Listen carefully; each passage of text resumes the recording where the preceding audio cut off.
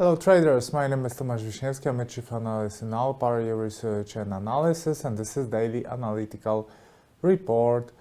So our video with the analysis of what's happening on the market from the fundamental point of view, from the technical point of view as well. Well, that was huge at the beginning of the week. I'm telling about the market gap that we got after French elections. You know that before the elections I was saying that they shouldn't have a huge impact on the market. Well, they had huge impact on the market. Apparently, market took that as a great story. Even when this outcome was expected, right?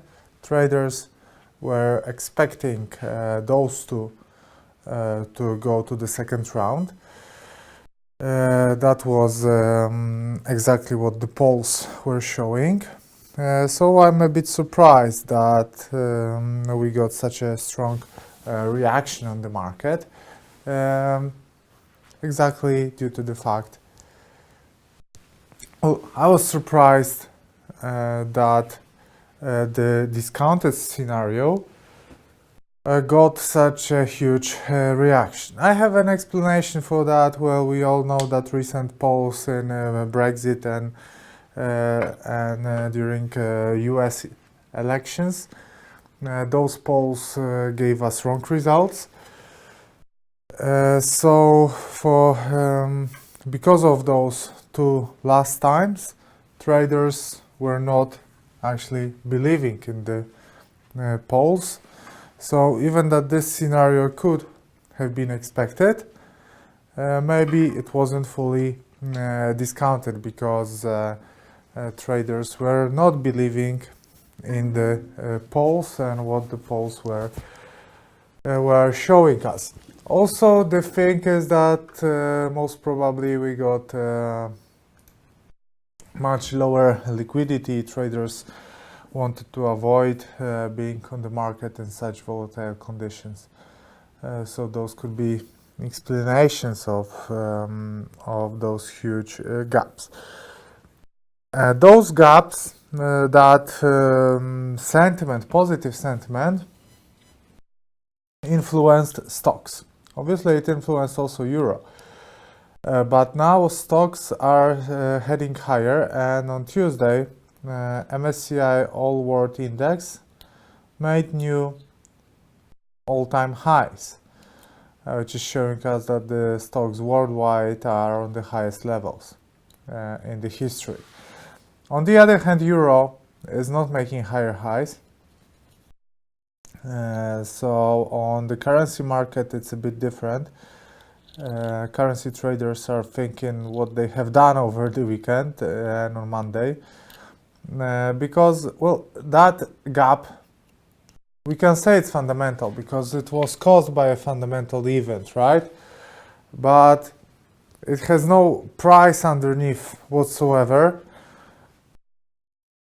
We didn't have changes in market conditions. Actually, this upswing has no fundamental background. I know it was caused by a fundamental event, by elections, but conditions in Eurozone didn't improve that much to justify this kind of surge. So what we are seeing now, most probably what we're gonna see now, will be questioning of this upswing. Was that really a good thing to do or not? On stocks it's alright. We all know how stocks work. We have buy. Traders on the stocks, they have only one button on their keyboards. It's a buy button. They are buying every dip. They are buying every leg down. We mostly have V-shaped retracement, but this time it was different, right? We got a nice correction on S&P 500. As you can see, here it started in March and it was very technical. The correction was shaped like a wedge. You can see those blue lines. It's a wedge formation. Now we broke midterm trend line, but it wasn't very significant, and I told you about that because the trend was very strong. So that could have happened. We didn't break a horizontal support, and this helped to create an upswing which allowed the price to come back above the trend line and break the upper line of the wedge formation. So here fundamental analysis and technical analysis comes together, which is not very often, which does not happen very often. So it's a legitimate buy signal, even, well, despite the fact that I would be afraid to enter market with long position on all-time highs, but still I'm aware of the fact that many traders probably do that and like that. Okay, what else is influential for the stocks right now is a possible tax plan from Donald Trump, right? He said that he is going to propose a new tax plan. It's supposed to happen a long time ago, but apparently it will happen this week.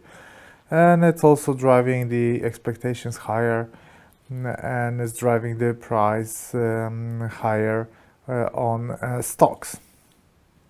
So here, from the fundamental point of view and from the technical point of view, everything looks awesome, everything is positive. So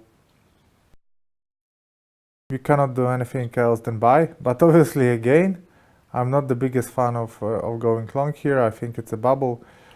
And in a long time, we should get a bigger correction, but I cannot be blind when I see signals like that. I have to be honest with you, right? From the fundamental point, from the technical point of view, this setup is bullish. I cannot ignore that. Okay, I started with S&P 500. Before I will follow with DAX and oil. Now let me show you the calendar for this week. Well, we are waiting for Thursday. Where we will have an interest rate decision from Japan with a press conference. We will also have interest rate decision from ECB with press conference as well. We will have also data from US, durable good orders, which is always influential on the markets. So we're gonna wait for the data on Thursday because Tuesday and Wednesday will be empty in terms of the data. Only some from Australia on Wednesday. And on Friday, a lot of data, but not so significant. Only GDP from US will be important. So from the calendar point of view, only Thursday will be relevant. Let's come back to the charts. Well, before I'm gonna tell you about DAX. Let me finish with the fundamental point of view. What happened? So we got this French elections. We also got this proposal from Donald Trump about a new tax scheme, which is about to happen this week. Apart from that, just usual tensions. Well, tensions around North Korea are, we can say, at all-time highs. But it's business as usual, nothing changes. Apparently, result of first round of elections in France cover North Korea problem entirely. So there's we cannot see even a sign of stress about situation in North Korea on the charts. That's it from fundamental point of view. We are fully focused on France. Actually, this is situation. It creates a situation where everybody is looking at euro, but I try to focus on other instruments. And I do have some good setups for you, not connected with euro. For example, oil was a huge story, but it was covered by French elections entirely. But we had a heavy drop on Friday. We had a continuation yesterday, and I will show you oil after that. So not only euro, we also have other stories to talk about. So what I'm trying to tell you is not to follow news closely. Like on news, everybody's talking about euro, so you will focus only on euro, or everybody's talking about oil, so you will focus on oil. No, try to be familiar with news, but ignore them a little bit. Do not follow them too closely. Have an open mind and look for decent trading setups all over the place. Do not focus only on the instrument that is hot right here, right now. Why is that? Because you will be biased by the news, and maybe you won't be able to read the situation carefully. Now, for example, oil is not top news right now, so you can easily trade on it. Or cable, which was big news at the beginning of the last week, now it's a bit forgotten due to the French elections, so you can also easily trade on pairs with British pound. But let me tell you about the DAX. DAX also broke from the flag. Obviously, this gap, the gap has a continuation. So the sentiment is definitely much better than on euro, where we do not have a continuation after yesterday's upswing. Here on DAX, not much to say. This can be considered as a false breakout from the channel up formation of the prices in the channel up formation, so the sentiment is positive. And oil, look at that. We have a very similar setup here and here, maybe on H1. Doesn't it look similar? Here, here, here, here. Look at that. I'm wondering if no, we do not have this correction equality pattern, but really that looks interesting. Here, this one, and this one. A huge upswing, a small upswing, breakout. Huge upswing, small upswing. What's next? Maybe a breakout, right? The sentiment is negative. In the last week, we managed to break many important supports, like this one, like this one, like this one, and like this one. 4 important supports, right? At the beginning of new week, we managed to use one as a resistance here. We successfully used that as a resistance. We created another support on 49.15, it's WTI oil. And there are high chances that this support will be broken, right? Why is that? Because the price making lower highs and lower lows. From the fundamental point of view, you know what's happening, right? We have Joe Bonning from OPEC countries.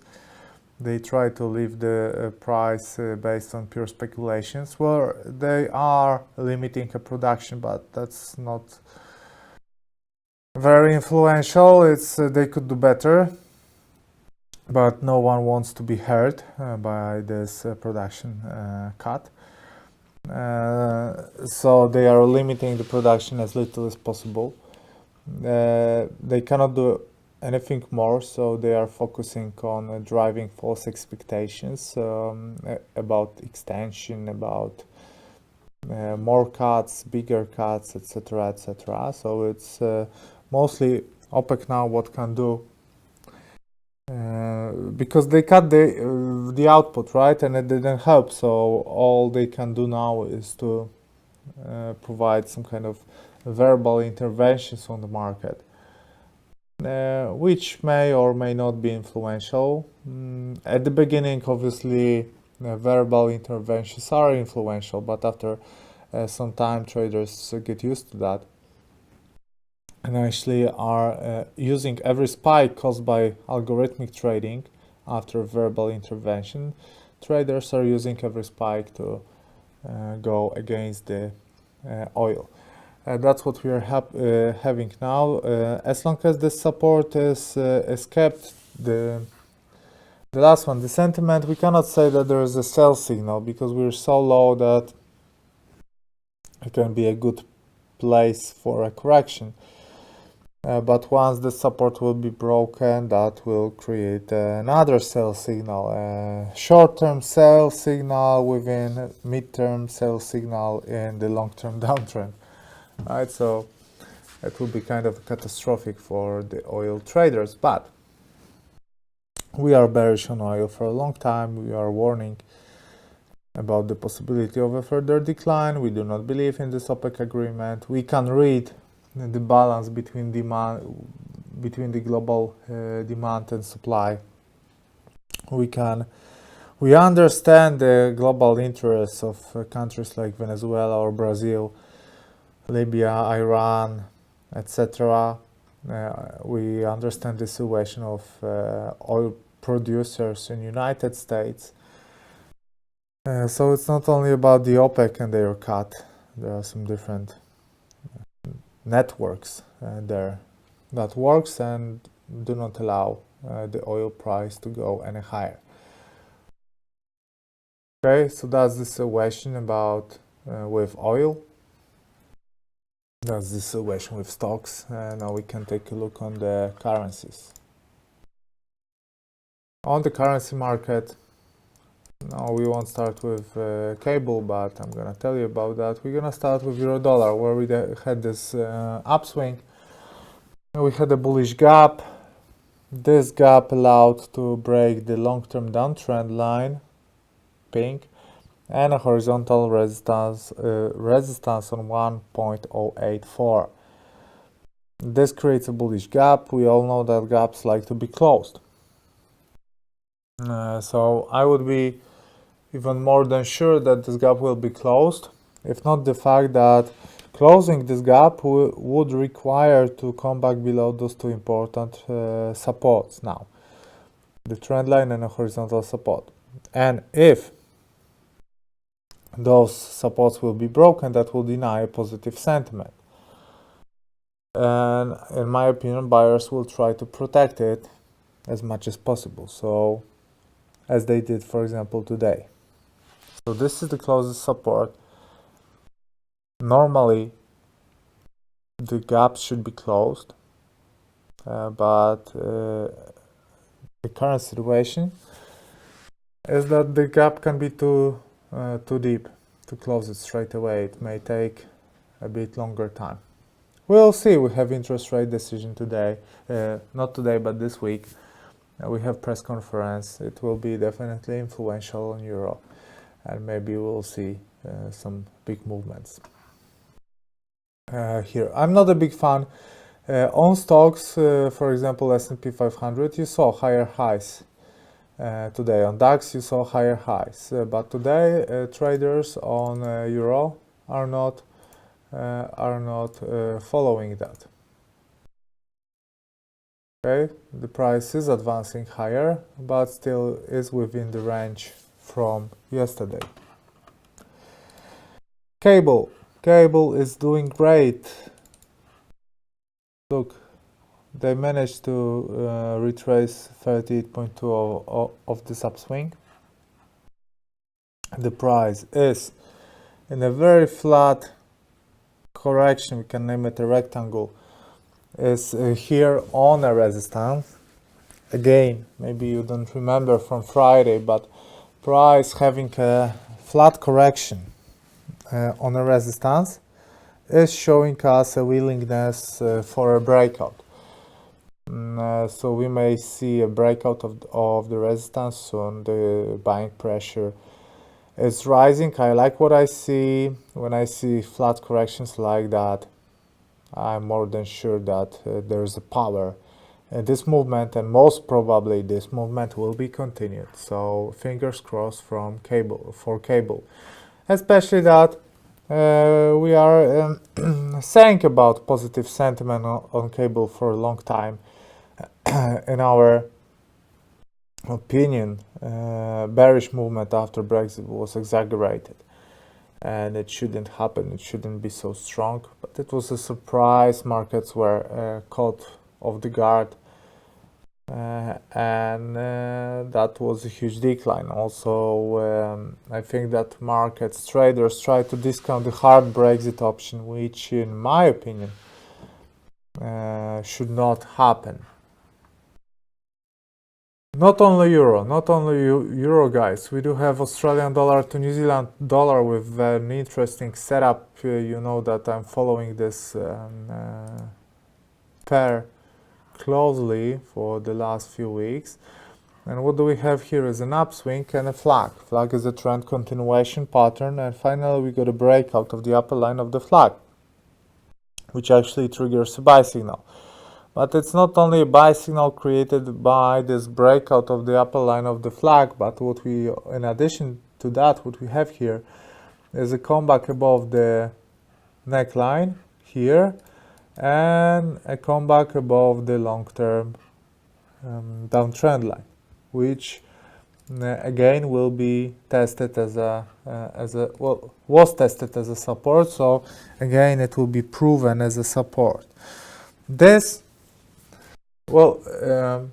here recently in the last few weeks we got two signals. So a bounce from the horizontal line and a bounce from the trend line. Now we get four signals. Those two mentioned, so bounce from the trend line and horizontal support, but also false breakout from this, and in addition to that, a flag. So we have four buy signals here coming together in one place. So there's not much you can do. There's not much there's left. I think it's a genuine buy opportunity. Euro to British pound here as well. After this optimism, traders are wondering what should we do now, right? What's next? There is a nice resistance here. We are still below the downtrend line, so it's not so good. It's not so good. Also, cable is British pound is strong, so euro is not so strong as, for example, against American dollar. How big is the gap here? The gap is 120 pips, and in my opinion, we can at least try to cover it in the next few days or weeks. Euro to Japanese yen. The sell signal created here is gone. You know that we had a sell position, but obviously before such important events as French elections, we protected that. We placed our stop loss order on stop profit, and we managed to earn like $100, $200 on that. So small percentage of our account, but it was more order not focused on profits, but focused on protecting our position from the biggest from the bigger volatility over weekend. So we closed that on a Friday evening when the price retraced sharply here. As you can see, we opened short position here, caught all that movement, well, not all, part of it, and we closed our position here, which was an excellent movement, because if we would kept that position open, we would get screwed. That would triple, or that loss from here would be 5 times as big as the potential loss at the very beginning. So we estimated the potential loss for about 2% maximum. If we didn't close this position before the elections, we would get screwed and we would lose like 10% of our capital, which is quite a lot. Well, we will still be on profit because our overall loss overall profit is around 16% right now, or even more, 18, 16, I guess. So we still would be on profit, but it's always better to be safe than sorry. I try to teach that on our webinars, on our live trading sessions. Better be safe than sorry. And my main focus when I'm trading is money management, risk management. I'm not focusing on big profits. I'm focusing on not losing. That's what I'm trying to teach you. Euro to Australian dollar. That was a beautiful false breakout here, which now, obviously with the help from French elections, but anyway, we do have 440 pips upswing after this false breakout, which is beautiful, and it's a beautiful example of a false breakout. Actually, most probably I'm gonna take a print screen of that and use that on my webinars for educational purposes. American dollar to Swiss franc. Here we are exactly in the middle of the flag formation, which is bullish. Well, flag formation itself it's bullish. The price being in the middle it's not so bullish at all. Here we have to wait for a swing, either an upswing or a downswing, to estimate what's going to happen. Gold, which got a bit destroyed after the election, so traders are dropping safe haven assets, and that is why the gold is suffering. On a daily chart, we had a nice pullback yesterday on a trend line, but today it does not look so good. As long as we stay here, there's buy signal on.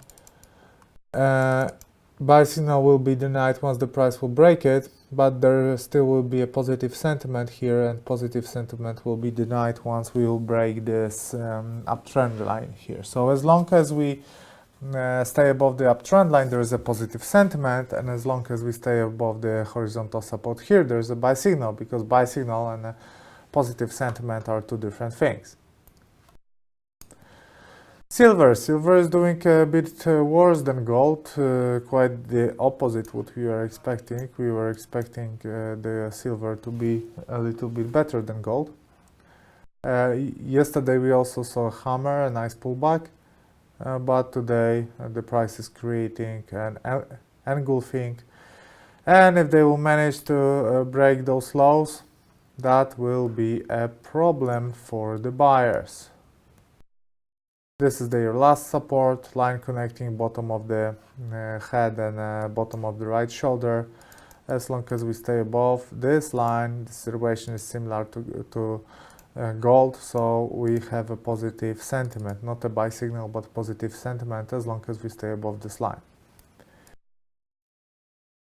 Last but not least, American dollar to Polish zloty, where I am waiting for the price to make 4,500 pips correction movement. They made that here in 2015, they made that in 2016, and hopefully they will make that in 2017 as well, right? And look the timing. That one was made from March till May. That one was made from February till April, and this one is made from June till now. First half of the years, we have Polish zloty being stronger. We had an interruption here where the price bounced from the long-term trend line, but they bounced from the upper line of the flag.